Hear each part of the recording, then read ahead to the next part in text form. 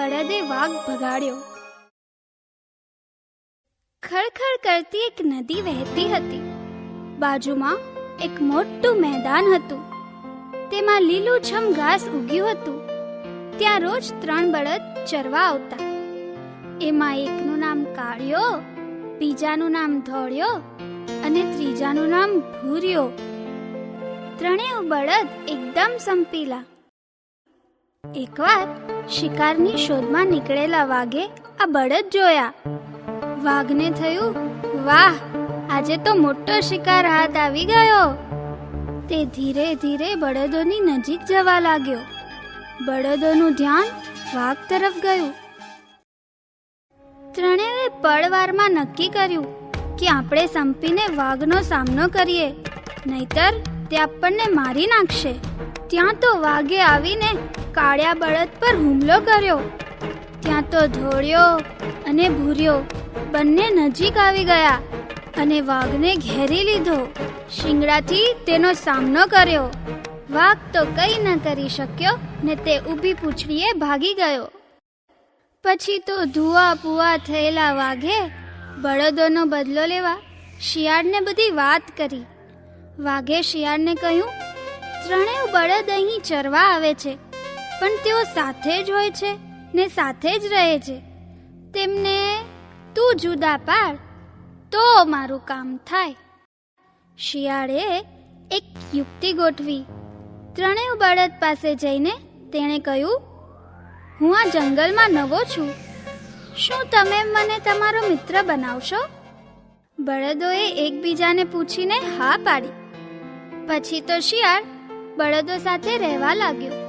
થોડા દિવસમાં તો શિયાળ પર બળદોને વિશ્વાસ બેસી ગયો. પછી એક દિવસ શિયાળે કાળિયા બળદને કહ્યું, તે હે કાળિયાભાઈ, આ ઘાસનું મેદાન તમને ધોળિયાભાઈએ બતાવ્યું હતું? આ સાંભળી કાળિયો બળદ કહે, ના ભાઈ ના, આ મેદાન તો મેં જ શોધી કાઢ્યું છે. ત્યારે શિયાળ કહે,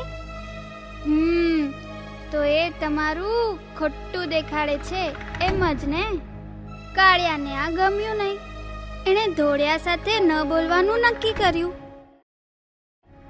શિયાળ તો હવે પહોંચ્યું ધોળિયા બળદ પાસે. શિયાળ કહે, તે હે ધોળિયાભાઈ, એ વાત સાચી કે તમારે ખાવા બહુ જોઈએ? આ હું નથી કહેતો, આ તો કાળિયો ને ભૂર્યો એવું કહેતા હતા. ના ભાઈ ના, હું તો માપનું જ ખાઉં છું. ધોળિયાથી આવું અપમાન સહન ન થયું. એણે કાળિયા અને ભૂરિયાને સાથ ન આપવો એવું નક્કી કર્યું. ત્યાંથી પછી ધીરે રહીને શિયાળ ભૂરિયા બળદ પાસે પહોંચ્યું. શિયાળ કહે, હે ભૂરિયાભાઈ, તમે આળસુના પીર છો અને તોફાની છો? આ હું નહીં, પેલો ધોળિયો અને કાળિયો કાલે મને આવું કહેતા હતા. ભૂરિયો બળદ ચતુર હતો. વિચાર્યા વગર કોઈ અજાણ્યાની વાત માને જ નહીં. ભૂરિયો કહે, જા ભાઈ જા, હું જેવો હોઉં તેવો. તારે શું કામ છે? તું શું કામ માથું મારે છે? હા. શિયાળ ત્યાંથી નીકળી વાઘ પાસે આવ્યું ને એમ વાત કરી કે કાલે બધા લડી પડવાના છે, તમે તૈયાર રહેજો. હા. આ સાંભળી વાઘ તો ખુશ થઈ ગયો. બીજે દિવસે બધા બળદો ચરવા ગયા, પણ કોઈ કોઈની સાથે બોલ્યું જ નહીં. બધા થોડા થોડા અંતરે ચરતા હતા. ભૂરિયાએ થોડે દૂરથી વાઘને જોયો. તેણે ધોળિયાને કહ્યું, અલ્યા, વાઘ આવતો દેખાય છે, સાવધ રહેજે. ધોળિયો તો મનમાં વિચારે, આ ભૂરિયાને તો વધારે ઘાસ ખાવું છે ને, તેથી વાઘની બીક બતાવે છે. તે બોલ્યો, જા જા, તારે વધારે ઘાસ ખાવું છે ને, એટલે તું મને બીજા રસ્તે દોરે છે. ધોળિયો તો ઝઘડવાના મૂડમાં હતો. એટલામાં તો વાઘ છલાંગ મારતો આવ્યો. કાળિયો તો મિત્રોને મૂકીને ભાગી ગયો. વાઘ ધોળિયા પર તરાપ મારે ત્યાં તો ભૂરિયો દોડી આવ્યો ને કહ્યું, સાથે લડવું પડશે, નહીતર જાન ગુમાવશું.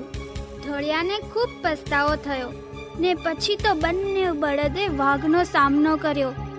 શિંગડા વડે પછાડ્યો, હડકા ખોખરા કરી નાખ્યા અને પછી વાઘ ત્યાંથી ભાગી ગયો અને છુપાઈ ગયેલું શિયાળ પણ મેથી પાક પડવાની બીકે ત્યાંથી ભાગ્યું. ખેલ ખતમ થયા બાદ ધોળિયાએ ભૂરિયાની માફી માંગી. મિત્ર, મને માફ કરજે, હું શિયાળની વાતમાં આવી ગયો, ન બોલવાનું બોલી ગયો.